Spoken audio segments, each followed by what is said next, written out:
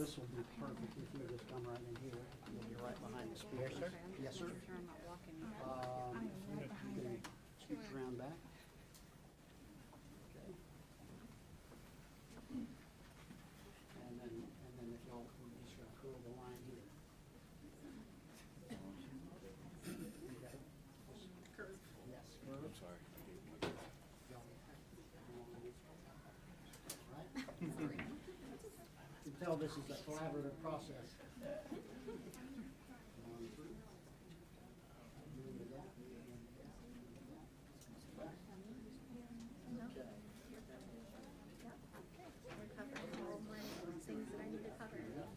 If you're going to go back there, and y'all will come, and then if a group of you all would come this through, please. Okay, yeah, that's right. Everybody shift over. Mel, you stay in the same spot, please. And yes, if you'll go over. Yes, Ben? Yeah, yes, you right there. It's easier for everybody. Yeah. Do you want me to move over? Actually, if you would, yes. And then you're in the back. Yes, sir. So you don't. You're the best in the house, right?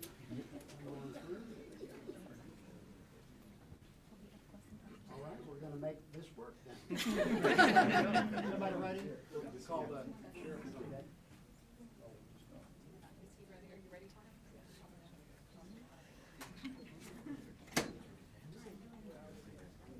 Sorry, I think we need one more person. Well, come on. Is there anyone else in the hall? See the card out.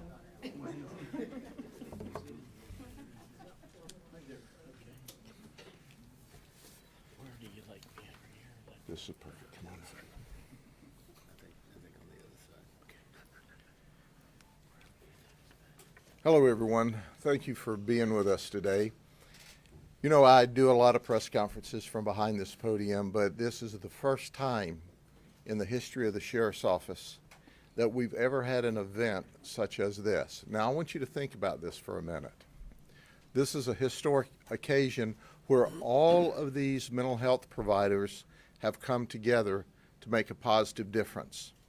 And I want to give you some history of how we all came together.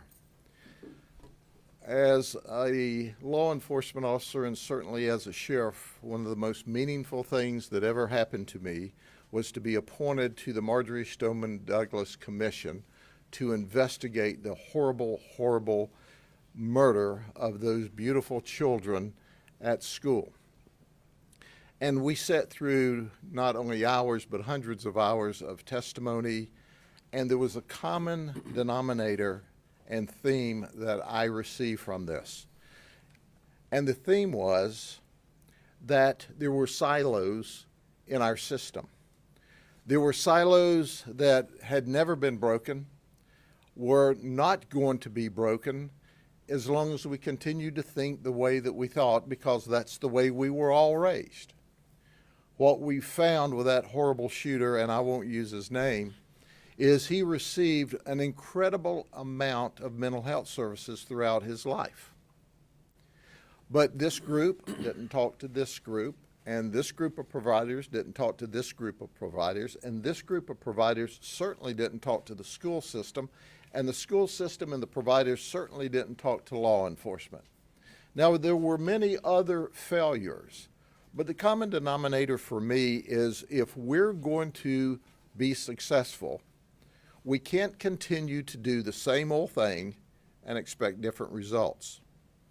When we made that suggestion among different providers here, the exciting part was not one provider pushed back.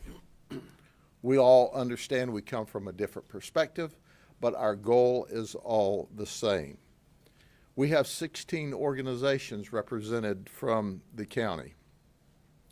And during this process, I appointed the first ever Director of Mental Health Services for the Sheriff's Office to be my coordinator, Gwinnell Brandt. So we're here today to announce the next phase of collaboration that's enhancing the mental health programming in Polk County. We can't wait on the White House in Washington, D.C., or the State House in Tallahassee to make a positive difference. We're taking the resources we have locally, and our goal is to set the model and the mold and the trend for not only this community, this county, but for the state and the nation. And it all starts with working together. And we have overcome monumental hurdles by working together. My personal interest in this, from the sheriff's office perspective, is I run the biggest mental health facility in the county, and that should not be. Folks that are significantly mentally ill, people that have addiction problems, significant addiction problems, need to be in a facility or under services that helps them. If we do that, we'll reduce crime, we'll reduce victimization, and we'll give people the opportunity to not only stay out of jail, but to become physically more healthy as well as mentally more healthy, and they can carry on a productive life that's in the best interests of all of us. We know, according to Bureau of Justice statistics, 63% of the jail inmates have a substance abuse disorder. 44% have a mental health disorder. In Polk County, 32% of our jail inmates are on psychotropic meds, yet many are still undiagnosed. The sheriff's office worked 401 overdose deaths in the community since 2019. That's staggering, and it's unacceptable, because that's someone's child, mother, father, brother, sister, relatives. There have been barriers, and the barriers that we frequently hear about are transportation, program waiting list, legal identification. None of those barriers exist in the county jail. None of them. So we have a significant population that we can do more to help, and we are. And it's the brilliant people that are here today that deserve all of the credit. There are no barriers in jail, and if we do what we can do for those that are in jail, I like to think of them as a captive audience. Then we can move forward from that and also provide services for them in the community. We call this the STAR program, Substance Treatment, Advocacy, Recovery, and Reentry. Two very strong forces have now combined after a vision by Joy Johnson, our Director of Health and Human Services for the county. Helping Hands, and also our Tri-County CEO, Bob Reinhardt. But I want to take you back. Dr. McMicken, who was my personal physician for many years, he's since passed away, called me one afternoon and he says, "Grady, we've been talking about a program. Mary Beth Moore and I have talked, and the team has talked, and we think we can do more with mental health services in the jail." And I said, "Dr. McMicken, I could only dream about that. That's what we've always wanted." And that's where Helping Hands started. So Dr. McMicken has passed now, but he'll forever be one of my heroes, because even though he's not with us any longer, he is still doctoring people because of his wisdom. So Helping Hands not only has Polk Health and Human Services and the Sheriff's Office, but Polk County Fire Rescue, Yes Care, Tri-County, Winter Haven Hospital, Lakeland Regional, Peace River, Core Behavioral Health, Florida Department of Corrections, Probation and Parole, and County Probation, and now JASA, our in-jail substance abuse treatment program. I've got some other notes, but first I would like to introduce to you our chairman, Commissioner Braswell. Commissioner Braswell is a leader. One of the biggest challenges to any program is funding. And our Board of County Commissioners said, yes, we'll help. Yes, we'll make a difference. And at the end of this program, I'm going to vision for what one of our next steps will be. And it was because of our chairman and our County Commissioner Braswell leading the charge, and our other commissioners supporting so that we can make a positive difference in our community. Chairman? Thank you, Sheriff. I've got a statement I want to read, but before I do that, the one thing the Sheriff said, in the 7 years I've been in government, the one thing I've noticed are silos. There's so much information that doesn't get moved back and forth. Just the idea of moving forward and knocking those down, better communication, I think will help everybody in this situation. But I do have this. The vision of Dr. Thomas McMicken of providing services to incarcerated individuals who needed additional support for behavioral health or an addiction was realized in the creation of Helping Hands. Since its inception in 2018, the program is focused on its core tenets: healthcare, access, navigation, delivery, and support. Helping Hands, a nationally recognized program, serves as an umbrella framework for many programs that support both incarcerated individuals and those re-entering society post-incarceration for up to 12 months.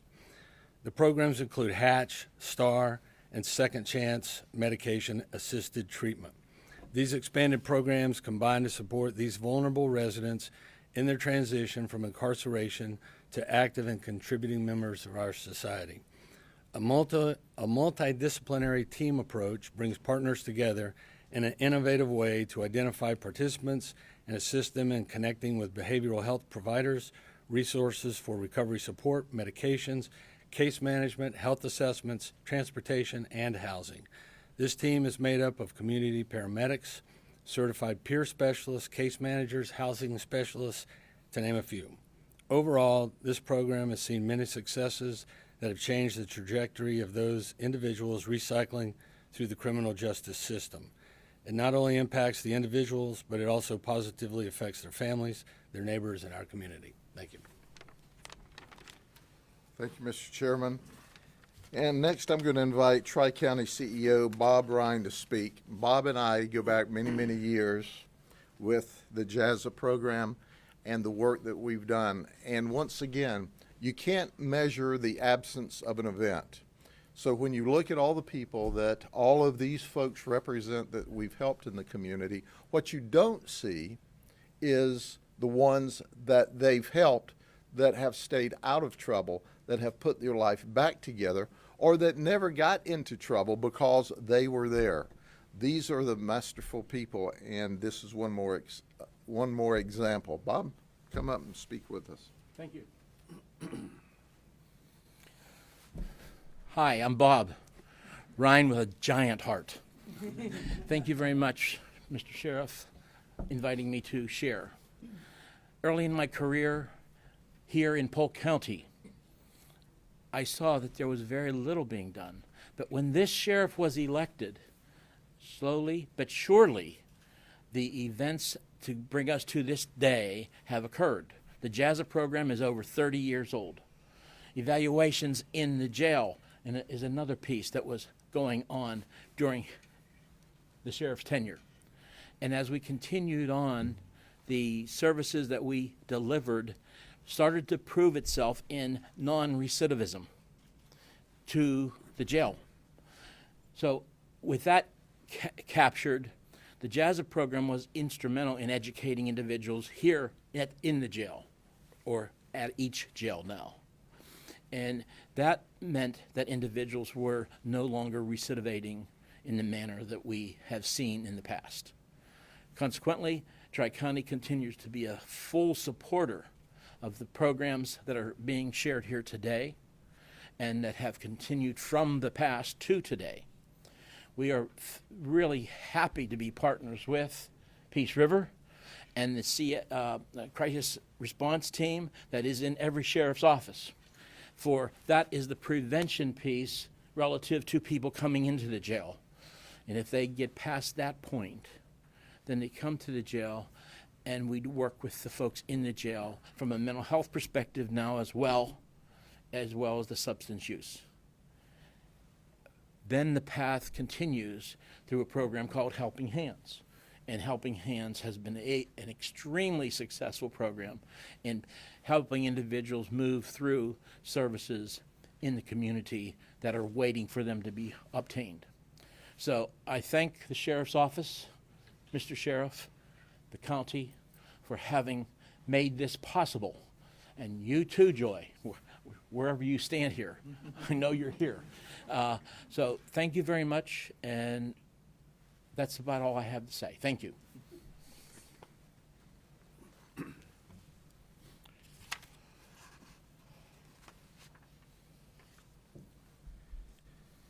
I want to list to make sure we do the supplemental or additional stakeholder that have agreed to provide services and have agreed to help us.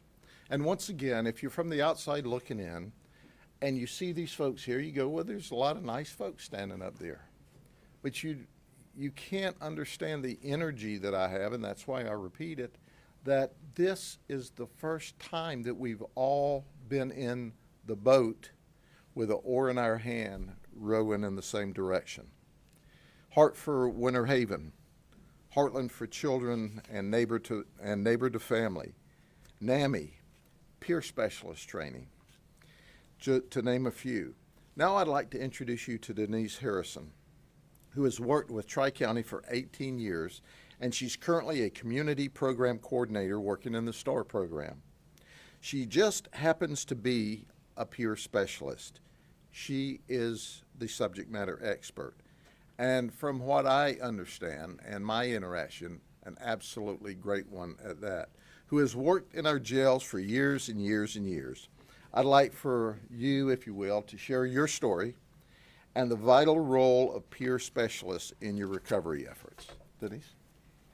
Hi, guys. Denise Harrison with Tri-County. We're in such a different time than used to. Used to, if you had a mental health condition or a substance abuse disorder, it was a dirty little secret that nobody talked about. Now I'm asking people to put it on their resumes. So we've come a long way with that. But the biggest part about the peer specialist role, we talk their language. We ran the same streets. We've been to the same jailhouse. We've been to hell. We know the way out. And from the beginning conversation with these individuals, what we're asking them is, what is your idea of success? What do you want to accomplish? What do you want to do? And then from there, we develop a plan and we hold them accountable. So how we're able to go across agency lines with releases of information, of course, is we follow them to their doctor's appointments. If they're having a problem communicating with their doctors, we help with that. We take them to 12-step meetings. We take them to the grocery store if they're not capable of doing that on their own, until we get their strength built up and their belief in themselves built up to where they can handle it on their own. One of the great things about Tri-County is we never have a wrong door policy. If you're a client of mine, you're a client of mine forever. And if you ever need us, we're here for you.